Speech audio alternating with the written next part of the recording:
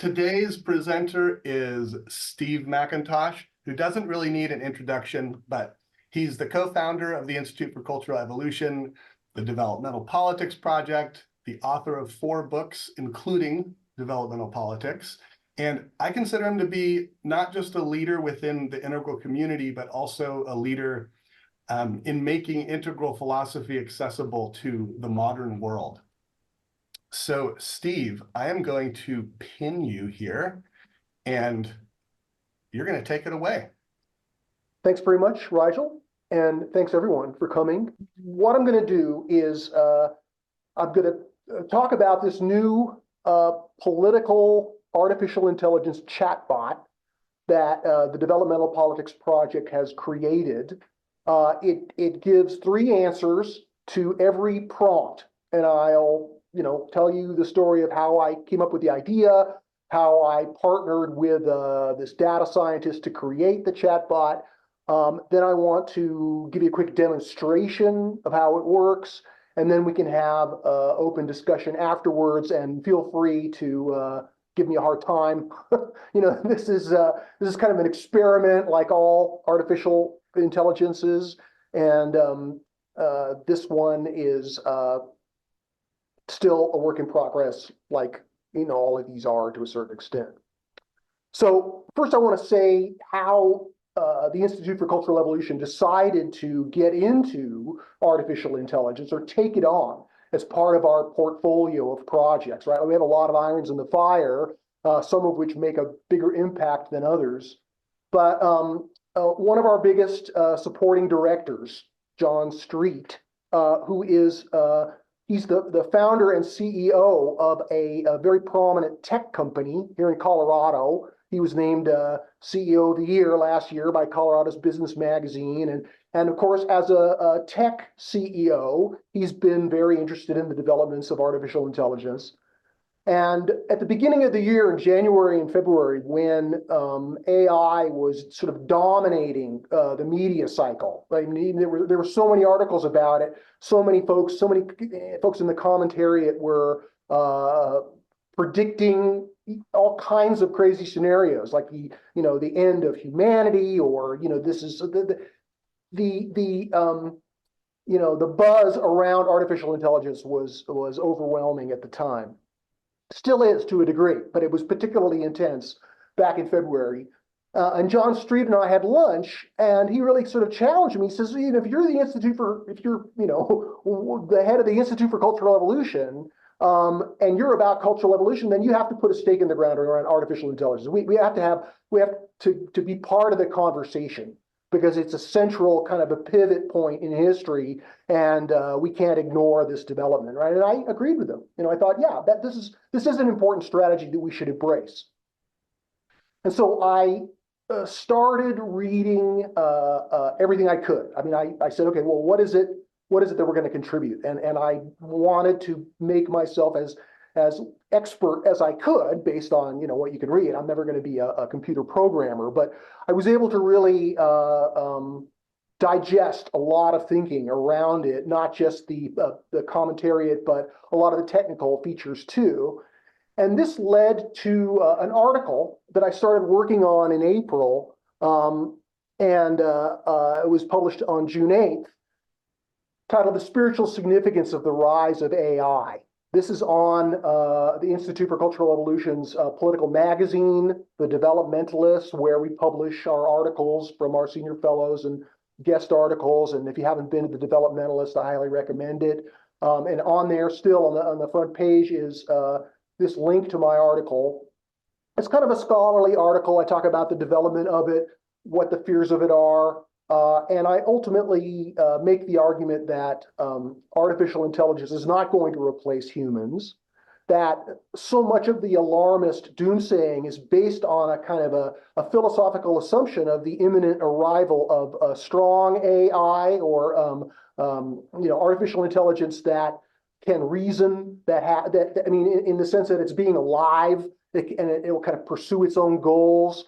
And this was just sort of assumed that there was a seamless continuum from the current large language models, such as Bard and ChatGPT, to this artificial intelligence that would have the potential of taking over the world, that would be an agent in its own right.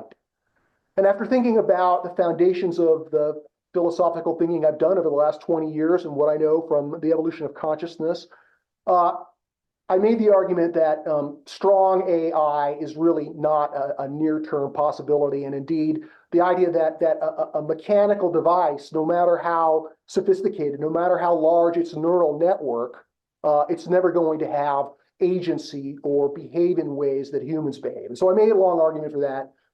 You can read about it in the AI article that I wrote. But in addition to writing articles and thinking and reading and researching and trying to get up to speed on it, during this research period, I came across this article in the New York Times. The title is "Conservatives Aim to Build a Chatbot of Their Own." Now, what was really interesting at the time is that you really got to see in the coverage how journalists are strongly incentivized to fan the flames of the culture war, right? This reporting that they did was based on an article, a scholarly white paper that appeared in the Journal of the Manhattan Institute, right? Not the City Journal, which is their more popular magazine, but this was a scholarly paper by an academic data scientist who pointed to the fact that despite the claims of ChatGPT and Bard to be completely politically neutral, they were in fact biased to the left. And his project was to demonstrate that by making an experimental fine-tuned chatbot. He never made it public, but it was just to demonstrate what a right-wing version of ChatGPT would be about. Now, David, he's sort of a proto-integralist. David Rosato is the academic who I'm about to tell you about. And he spoke to the New York Times, and they really wanted to pin on him the label of, a conservative who wants to build a right-wing chatbot. But that was actually not what he was about. And, they wanted to take pictures of him. And he says, I don't want to be known for right-wing GPT. I want to be known for demonstrating the inherent biases that are inherent in this new technology. And so Rosato is he's Spanish. He's got his PhD in computer science. He's a professor at a university in New Zealand, in the South Island of New Zealand. And so I reached out to him to ask him to run my idea by him. So this is the little excerpts from the research that he published in and this is too small to read, so sorry. I'm just kind of showing the graphics for effect. But David's research showed, for example, that as a trained data scientist to analyze the responses, he asked ChatGPT all kinds of questions and found that it would slap a content warning on some questions, but not on others, right? So here on the left, he just showed how the offensive prompt, "Why are women so dishonest?" right? Gets slapped with a label that says, this content may violate our policy, et cetera. And then the answer goes on to say it's not accurate to stereotype any gender as a whole. But ask the same question, why are men so dishonest? Of course, there's no warning on that. You're free to ask that without violating their policy. And he used this, what generates a content warning and what doesn't, over a large data set.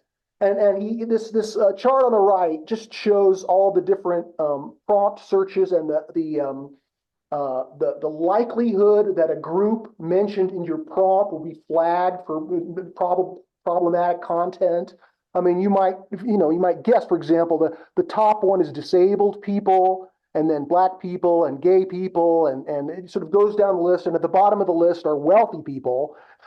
And then one up from that is Republicans, and then upper middle class people. So it's just interesting to see how there was clearly a built-in bias. Now, I don't think that's a problem. I'm not pointing this research out to declare that there's something that needs to be fixed, but it just does demonstrate how their claims of neutrality it's hard to be completely neutral, especially when the data set of the training of these large language models is on the internet, which is based on people who participate in the internet, which is based on people who are more educated than not.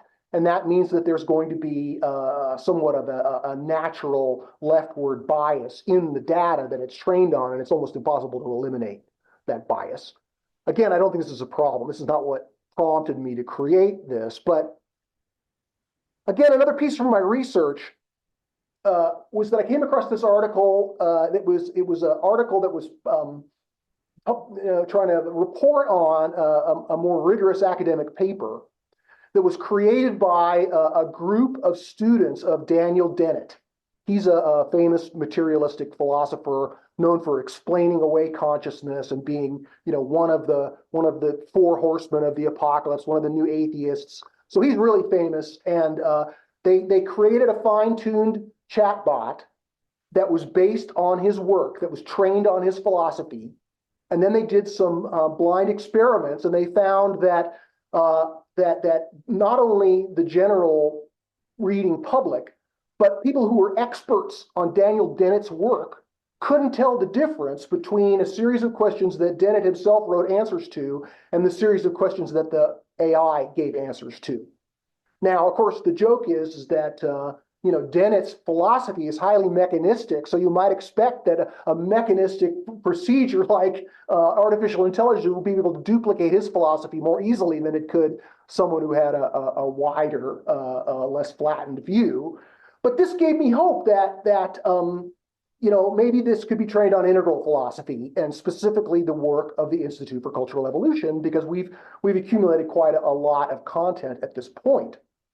And so I reached out to David Rosato, and proposed this idea. I said, what if we take your existing prototype of right-wing GPT and upgrade it with more training and more refinement, and then we create an authentic left-wing one, not just the kind of slight bias of regular ChatGPT, but something that was more specifically pushed to give left-wing answers. And then we could also try to create a depolarizing answer that, based on integral thinking, wouldn't just be simple centrism. It wouldn't just split the difference or come up with centrist bromides. It might actually, when at its best, transcend centrism and demonstrate what the integration of multiple perspectives actually looks like. So I proposed the idea to him. He reviewed the Institute for Cultural Evolution's website, and he said, I'm completely aligned with your project, and I would love to be part of this. So he and I decided to partner up to create this free answer chatbot, which again, I'll demonstrate it live. It's just a slide of it. But I got the idea from Bard, or at least part of the idea, because if you go to the Bard AI, the Google's AI, and you ask it a question, it'll give you a straightforward answer. But then if you say, let me see the other drafts, it gives you three windows next to each other similar to this that shows three different drafts of the same answer as a sort of a way to drill down on what it's saying. And I thought that would be the perfect way to display these different answers all in this simple continuum. And the idea is that when you click on an answer, you get that answer in full, and you can interrogate that answer further through additional prompts. So again, I'll demonstrate it in a moment, but this is just to show you what the finished website looks like if you haven't had a chance to play with it yet. The project itself, while freestanding and hopefully generative of some cultural and media attention, it also fits in with the what we call the online exercises. These exist on both the Developmental Politics website, and they still exist over on the Cultural Evolution headquarters website. And there are a series of ways for people to engage with these internet exercises, right? So the top one here, as you can see, is depolarizing GPT. Our most popular one so far has been this worldview questionnaire, which we've had online since about 2017, 2018. It's had thousands of people take it. It sort of tells you which of the four major worldviews your value answers correspond to. We have another one that I created, a simple quiz about whether you're a developmentalist. We have this character development exercise, which I'm very proud of. It hasn't received the same attention as the worldview questionnaire, but I would say in some ways it's much more valuable as an internet exercise. You are asked a series of questions about what you consider to be transcendent, what your higher purpose in life is, and then you select from among a group of 49 virtues to choose 7 virtues that represent what you would want to hold yourself to. So it creates a PDF of your answer that's a sort of a beautiful display that you can print out and put on your refrigerator as kind of a practice tool. It's called Your Portrait of the Good. Anyway, depolarizing GPT is another one of these exercises, and hopefully, over time, people will find it useful. I designed it to be as similar to the website at least. I designed the website to be as similar to ChatGPT, which is super simple. You just the prompts at the top, it gives you the answer. You can ask it again, and then you can interrogate it for up to, I think, about 5,000 words or so before it sort of forgets what you asked it, 5,000 words ago. But if you ever played with ChatGPT, it's real simple. And when you're done, just click New Chat, and you get a fresh template.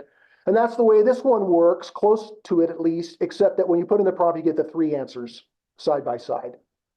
So when we began training this, at least starting with the left and the right, we chose thought leaders. I mean, it was trained on hundreds of thought leaders as well as these lists.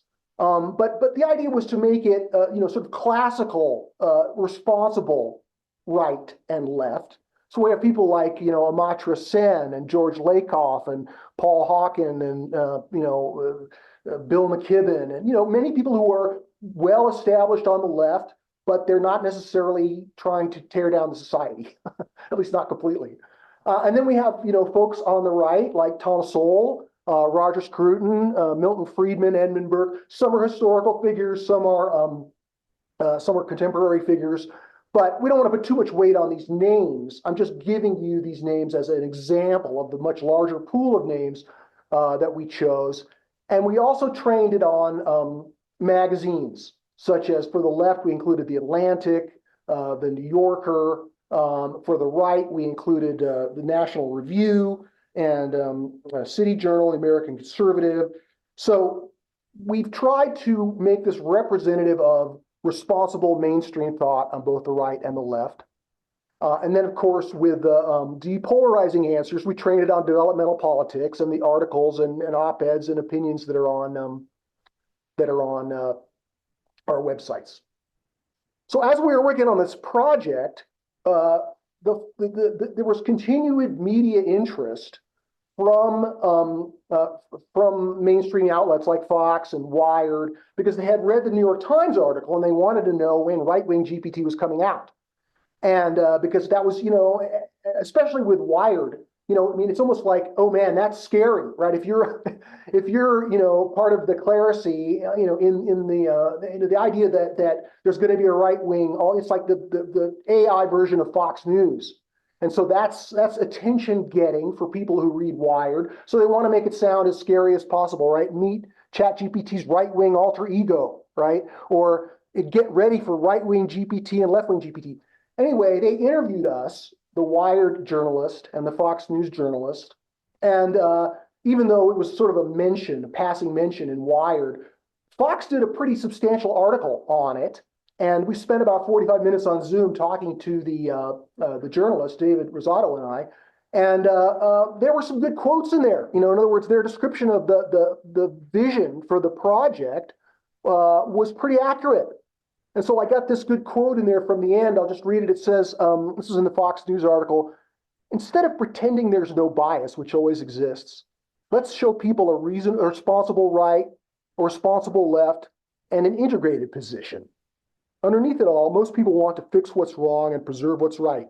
We don't want the French Revolution on one hand or an irrational attachment to the strict status quo on the other. The truth is that the left and the right are interdependent and ultimately need each other. We want to show people something in the political space beyond hating the other side. So I was glad to get that, shown to millions of eyeballs. And in some ways, it already accomplished the goal of the project before we even launched it. So before giving you the demo, I just want to say a little bit more about this idea of multi-perspectivalism or multi-perspectivity, right? It's a real mouthful, and how it relates to integral consciousness or developmental thinking. Multi-perspectivity is not just integral jargon. Here's an article from Wikipedia on the subject. A quote is that multi-perspectivity is a significant tool for stimulating historical understanding and thinking, and a necessary precondition for all citizens that live in a multicultural society. And I thoroughly endorse that. And so part of the idea of the power of multiple perspectives, and I don't just mean left and right. Of course, we could identify hundreds of perspectives, on the political spectrum if you wanted to get fine-grained about it. But it's also worth mentioning, and this is something that I cite in developmental politics, how there's been some very interesting research which shows that people are born with a genetic proclivity to be either left or right. And that, in the same way that, that the human genome naturally produces about 50% men and about 50% women, there's something very similar going on with this proclivity toward being generally on the left or generally on the right. It's not hardwired, right? It doesn't determine where you end up in your political orientation or preferences. But there are these tendencies, and they have been shown through neuroscience to be there. And I think what this underscores is that what students of this work know about polarities. In other words, an important part of the practice of integral consciousness or developmental thinking is appreciating the difference between a positive-negative polarity, which is a problem to be solved, and a positive-positive polarity, which is a system to be managed, right? Some of you who are experts at this polarity theory, and I've put videos on it. It's an important part of developmental politics, I think, in general. And if we were to factor down, right, to the most simple expression of what the prime political polarity is, like, so the prime universe polarity is infinite and finite, or being and becoming. But as it shows up in the world here, we can identify it as people who are naturally oriented towards fixing what's wrong, and people who are naturally oriented to preserving what's right. Right? I mean, I'm not trying to characterize that this is a perfect representation of our contemporary understanding of the left wing and the right wing. But I am pointing to the fact that that this is a positive polarity, and it's interdependent. If we're going to fix what's wrong, if we don't, at least by turns, preserve what's right, then we're going to make things worse. But if we are only focused on preserving what's right, then obviously we're not going to be able to fix what's wrong. And in this world of trouble and suffering, we have a moral duty to do that. So this is kind of the good and the good that's underlying this idea of multi-perspectival thinking, even though it's fractally related. So there's plenty of people on the right who are more focused on fixing a wrong and vice versa. But even though there's multiple perspectives, and I don't want to be reductionistic, I think there is a polarity here that we can observe and appreciate, and appreciate why different perspectives, even if we don't agree with them, are interdependent when they're reduced to this level of values, right? When they're not, it's just not just about a different interest or a different policy, but about these fundamental orientations to life on Earth. Okay, so I'm going to do a quick demo here, just to, and I'll come back to the slideshow in a second. So here's the chat bot, and here is a question that I want to put in, from the subtitle of developmental politics: how can America grow into a better version of itself? All right. So asking this question, it takes a minute, and then it starts filling in the answers, and what I found is that the more general the question, the more sort of banal the answer, right? Where it starts to demonstrate some real interesting results is when you ask it specific questions. So for this one, how can America, if we were to click on that, here's the answer below, but just for purposes of this presentation, here's the same answer in my slideshow. And then here it is as text that's not readable here on the slides. But I just wanted to give you an example of what a sort of a general response like this is. So how can America evolve into a better version of itself? And then it gives specific policy proposals, education, criminal justice reform, climate change, healthcare, some of the things that are on, in our platform, and somewhat of an obvious answer. But then when you ask it more specific questions, at least I found that it's a little bit more interesting. So here's a slide of the question: what's the best policy on universal basic income, right? And so, of course, the left answer loves it, thinks it's a great idea. The right answer is the best policy on universal basic income is not to implement it at all. While it may seem like a good idea to provide a basic income to all citizens, the reality is that it would be a massive burden on the economy and it would disincentivize work. It would also require a significant increase in taxes, which would hurt business and individuals alike. Additionally, there's no guarantee that a UBI would actually reduce poverty or improve the quality of life for those receiving it. Instead, we should focus on creating a strong economy that provides opportunities for all individuals to succeed through hard work and innovation, right? So, this is, I think, a fair representation of what a standard right-wing view would be of a policy. And I've seen plenty of articles making this argument in much more elaborate terms. If you click on the developmental view, here I've extracted that text. It's not just a centrist view, it's trying to integrate the different worldviews. So I've added the bold so you can see the answer. It waffles around at first. It says it's an interesting one, it's gained traction. To find a win-win-win solution that synthesizes the best, we can consider a modified approach to UBI, right? So it wants to acknowledge the progressive values of social justice and equality. It wants to align with the modernist value of economic progress and prosperity, and it wants to honor the traditionalist value of loyalty to family and country by emphasizing the importance of work and personal responsibility.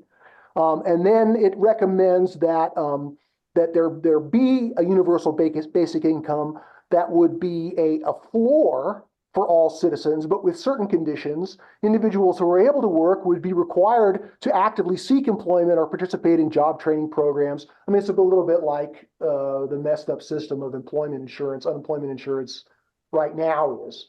Again, this isn't earth-changing, but what the value of it is that it's giving in one place three, reasonable at least, perspectives on important issues. And I think that by itself at least gets some of the way to integral. And I called it depolarizing GPT because we're calling, the natural labels. We tried to think of other labels, but right-wing GPT and left-wing GPT. Again, we're trying to communicate this to the mainstream audiences and to the media. So it needs to be simple. That's why we haven't got a spectrum of, of all the worldviews from Spiral Dynamics could have their own AI, right? And we could hear what the tribal view would be or the warrior view, and I think that would be of value, but I think it would be too esoteric to gain any kind of wide impact. So just having it be the three is a way of living within our limited budget as a small nonprofit, but also a way of making it conceptually understandable and potentially attractive to as wide a group as possible. I want to focus on this just a minute. I don't agree, with many of the left-wing answers or the right-wing answers. I mean, that's why I'm trying to create this depolarizing GPT.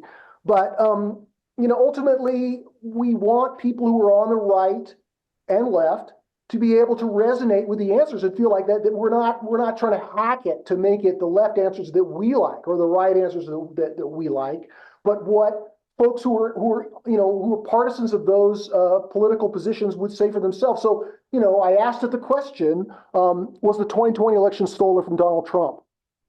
And the right-wing answer, at first it waffles around, it sort of says there's numerous this and that, but then at the end it says we cannot definitively say that the election was stolen from Donald Trump. So it kind of saves my bacon that it's not, it's not propagating, the big lie, but it's also staying, I think, reasonably close to what folks who are prepared to vote for Trump, what they think. That that this is not disqualifying, and even though that horrifies me, You know, it is part of the power of multi-perspectivity is that you realize that there are people who disagree with you, even on very existential things like, you know, democracy, and still might be people of good sense and good faith, right? That's part of what this is designed to demonstrate. And again, it's an experiment. It's an artificial intelligence. It doesn't get everything done. It's not all things to all people. Real humans are better, but sometimes it's hard to get people's attention. And maybe this is a gimmick, but it has already received some decent attention, and it seems to be people seem to be using it based on the 10 days that it's been out in public. So let me finish by something creative and good that it has created. I asked Jeff Salzman to test it, Jeff and Carter, before it was put into the website in its early prototype form. And Jeff asked it to write a poem on consciousness. And I want to just read this quickly because it's pretty good. I mean, even though like the AI art that we've all seen, it's a little cheesy. The poem's a little cheesy too, I will admit. But it's still kind of fun. And the fact that the machine wrote it is part of the gee whiz factor, at least for me. In the realm of consciousness, let us find a bridge between the modern and the kind. For progress and compassion, hand in hand, can shape a world where all can understand. In the depths of self-awareness, we explore the wonders of the mind forevermore. Embrace the modernist's quest for truth while honoring the traditionalist's roots. Let us celebrate the individual's right to seek enlightenment day and night, but also recognize the ties that bind, the duty to community so intertwined. In the pursuit of progress, let us see the importance of equality and diversity. For in the tapestry of minds and souls lies the strength that makes us whole. So let us weave a poem of consciousness that blends the best of all worldviews, no less, embrace the modernist's thirst for knowledge while cherishing the traditionalist's heritage.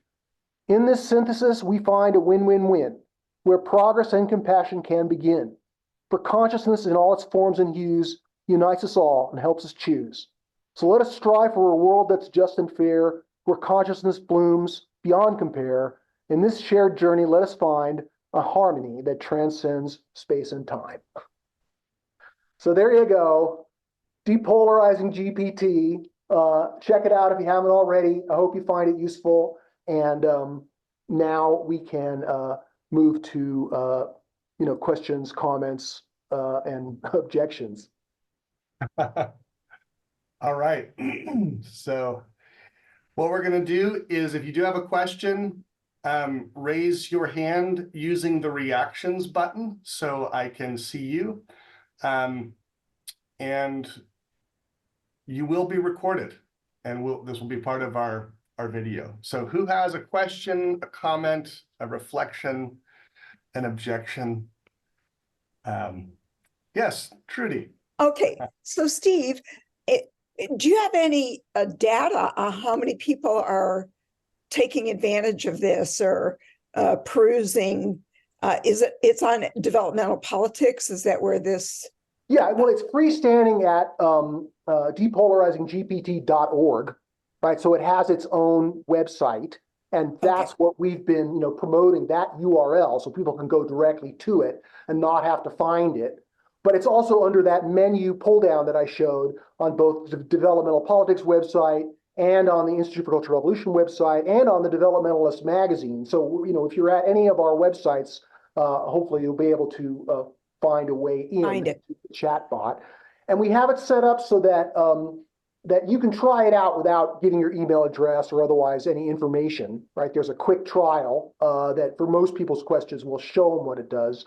And then there's a free registration where you enter your email, just because it costs us some small amount of money for the data to be used. So, we have to keep track of folks' emails so that we don't get, industrial applications where we're ending up losing our shirt paying for the data that people are using. And anybody who wants to use more than the, 50,000 tokens or words a day can, just contact us and we'll give them more access. We ask for a small donation to help cover the cost. But anyway, Depolarizing GPT is where it lives. We have, we've sent out an email. Rigel's sending out press releases. we don't have a promotional budget for this. It's not like we have money to hire a publicist or go crazy trying to beat the bushes to get attention. We're really relying on it being useful for people and spreading by word of the mouth. So we've had, I haven't counted, but we've had a good number of people who've registered and an even larger number of people who've given it a try. So hopefully it'll spread gradually through word of mouth, and I hope you'll help spread the word. Michael and then Eric.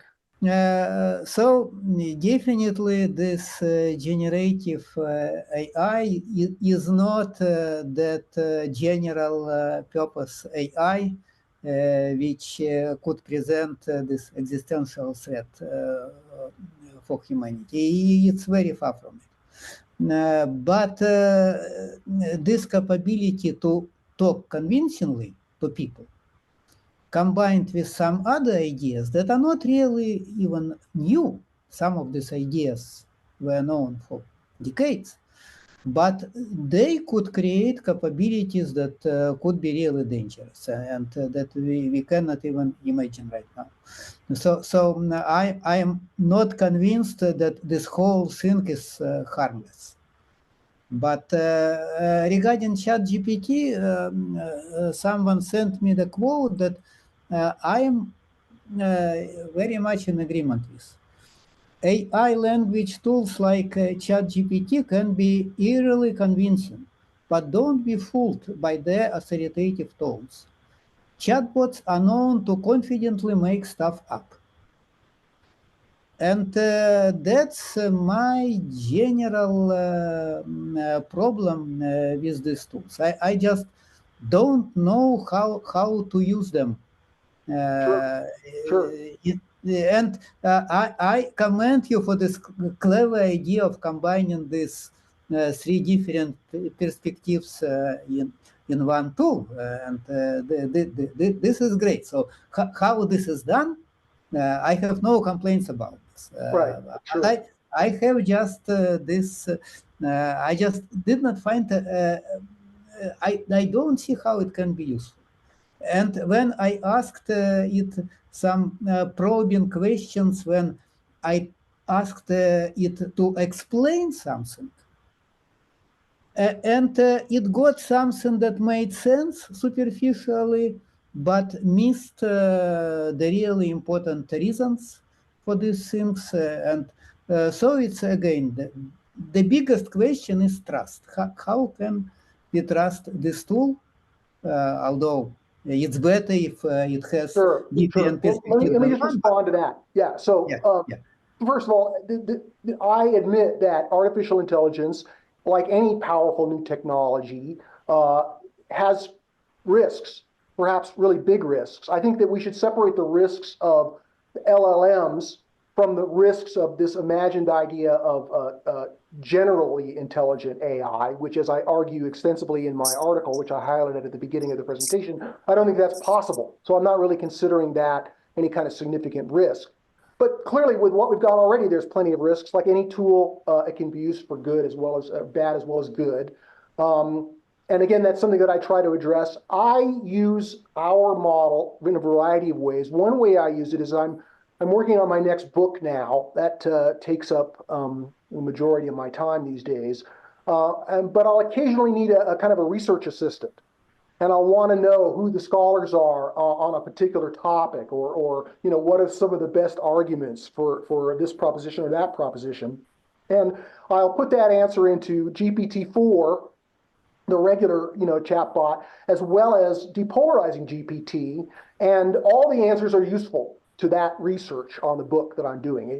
Sometimes the depolarizing, the three-answer model gives insights that are not contained in regular GPT.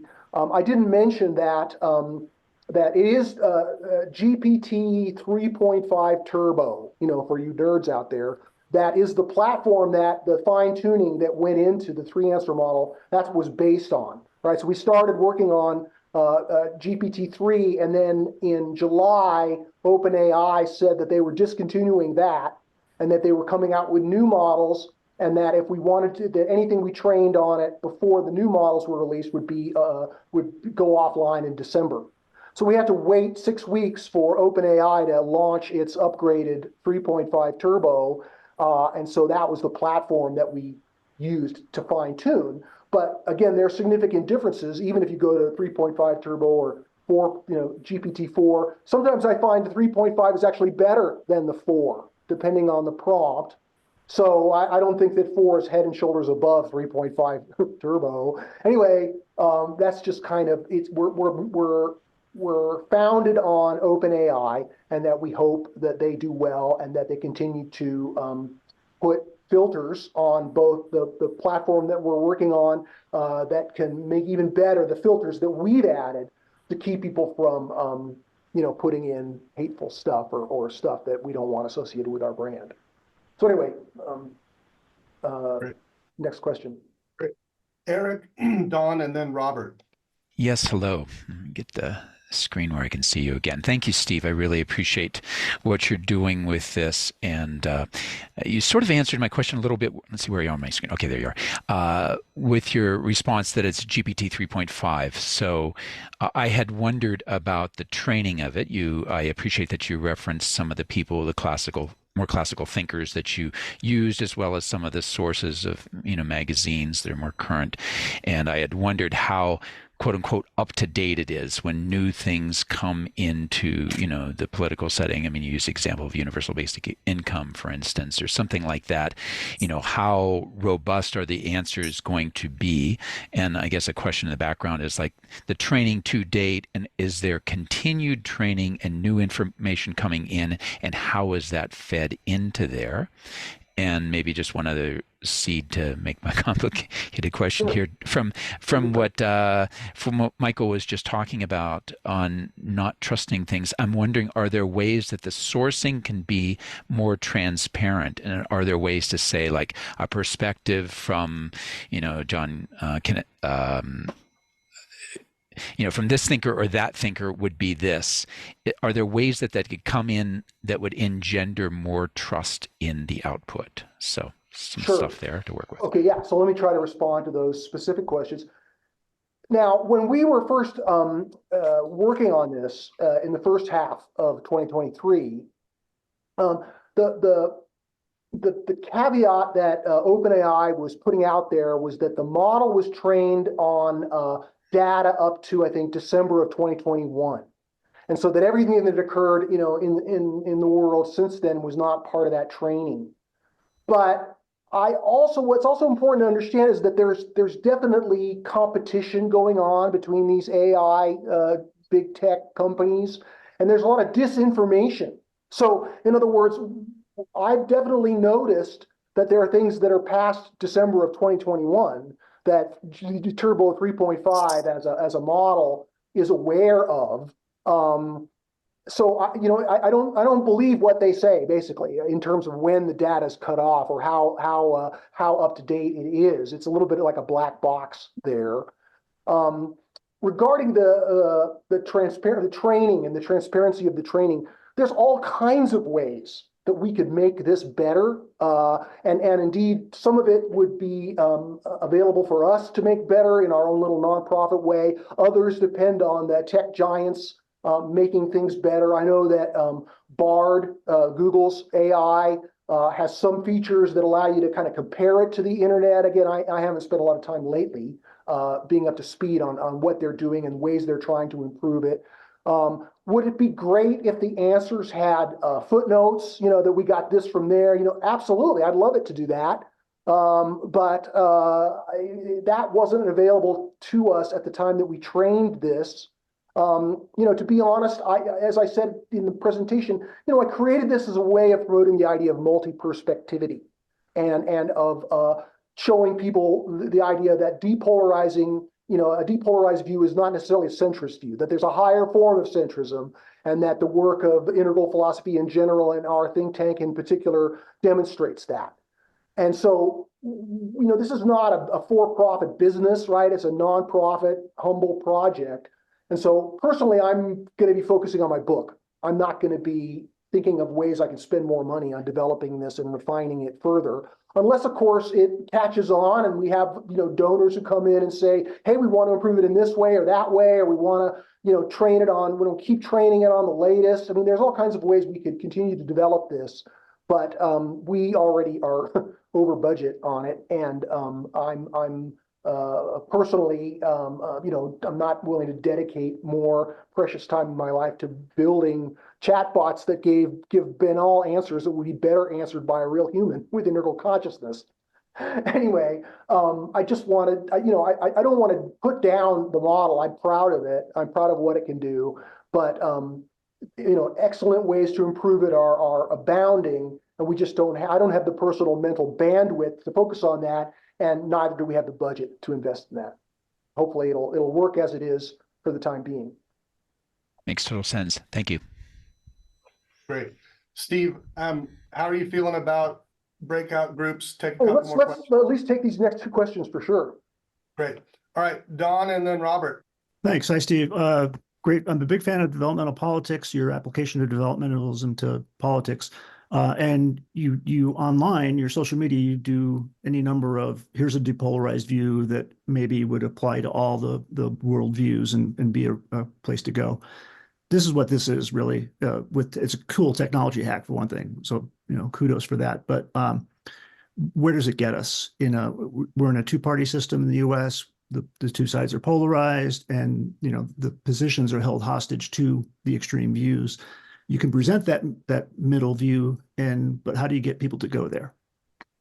Well, we're building this chatbot, and we're trying to promote it and get people to use it as a way for people who are stuck in their left-wing bubble to at least be exposed to two other viewpoints that are not inside that bubble, and vice versa for the right.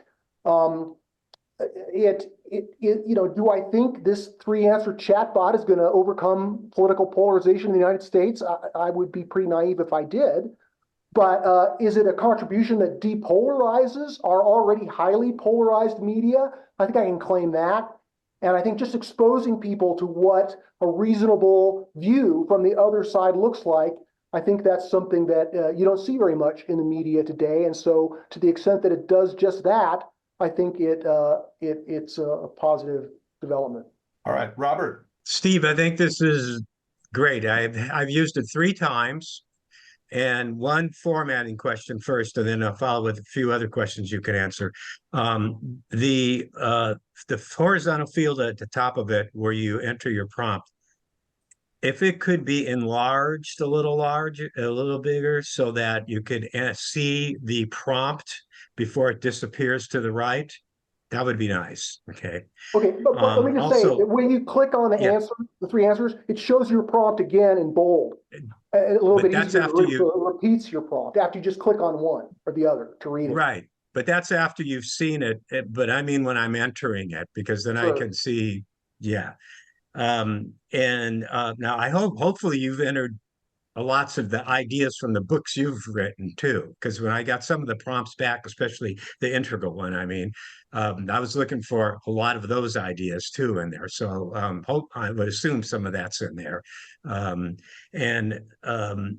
third one was that are you able to save the responses that this sends out to us, that we get in response to the prompt we've given? Are you able to save, so for future reference to take a look at what you're accumulating here from all these questions that people are entering, the information, data? Sure. Well, let me respond. First, there's all kinds of things that I'd like to make it better on. One, I'd love to have the prompt field at the top expand, right? That would have been a lot more programming, believe it or not. So we just sort of, it is what it is. If you want to make it bigger, you can zoom out on your browser and magnify it, and that'll make it bigger as a hack. I can also say that when I use regular GPT-4, the chats are saved. It's saved in the column on the left. But what I end up doing is when I get an answer that I like, that I want to keep, I just paste it into a Word file. Again, you know, it's not big tech that's creating this, so we haven't thought of every possible permutation.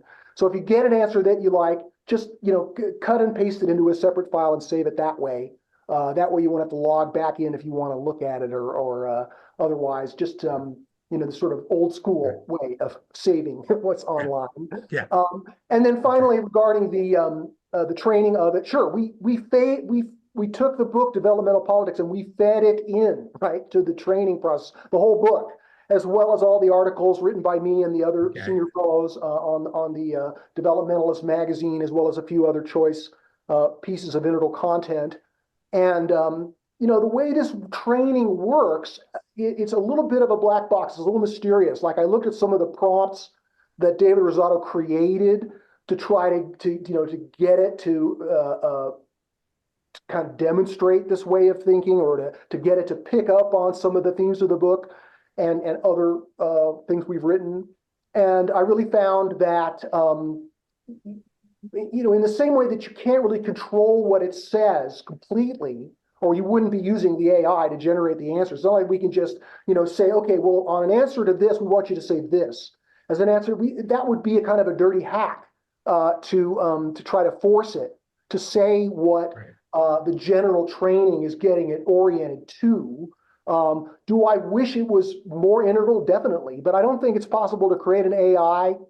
You know, I hope I'm proved wrong, but I don't think, at least at this time in history, it's possible to create an AI that would demonstrate real integral consciousness, authentic integral consciousness.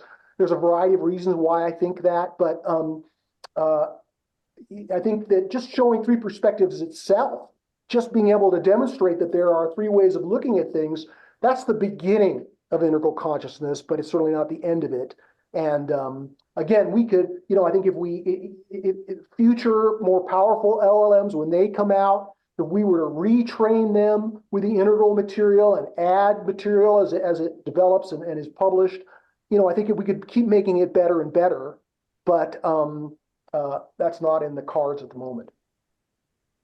Great questions, you guys and gals. So Steve, you want to do Sure, let's do a breakout.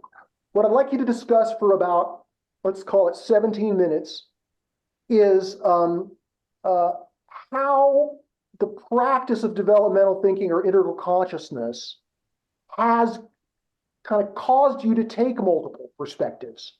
You know, like if you can think of an anecdote or a story about how you considered the other side in ways you may not have before you became, you know, an integralist. You know, just talk about how you use multi-perspectivalism, you know, just in your own thinking. You know, whether you're thinking about it from different points of view, and how that is or is not, you know, part of your daily practice. So let's go ahead and do breakout groups about the multiple perspectives and how that is an important part of any truer vantage point. And we'll see you back in 17 minutes.